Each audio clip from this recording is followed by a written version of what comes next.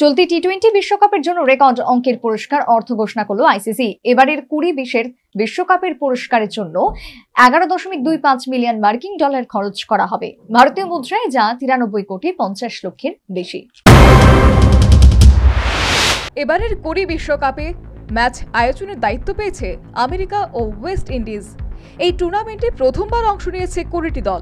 28 দিন ধরে চলবে বিশ্বকাপ। চলতি টি-20 বিশ্বকাপের জন্য রেকর্ড অঙ্কের পুরস্কার অর্থ ঘোষণা করল আইসিসি। বিশ্ব ক্রিকেটের সর্বোচ্চ নিয়ামক সংস্থার তরফে প্রকাশ্যে আনা হলো পুরস্কার মূল্যের তালিকা।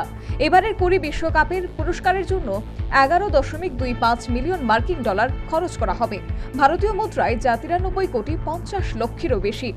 এর মধ্যে চ্যাম্পিয়ন দলকে দেওয়া হবে অন্তত 2.45 মিলিয়ন মার্কিন ডলার, অর্থাৎ আনুমানিক 20 কোটি 35 লক্ষ টাকা। এই টুর্নামেন্টের ইতিহাসে এটাই সর্বোচ্চ অর্থমূল্য।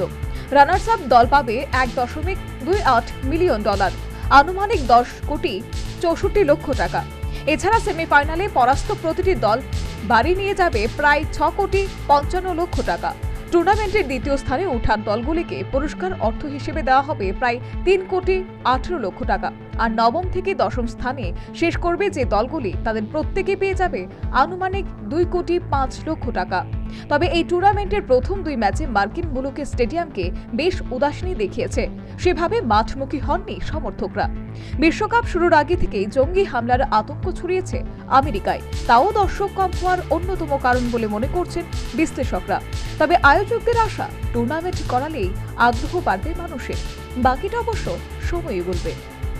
Bureau report, news vanguard.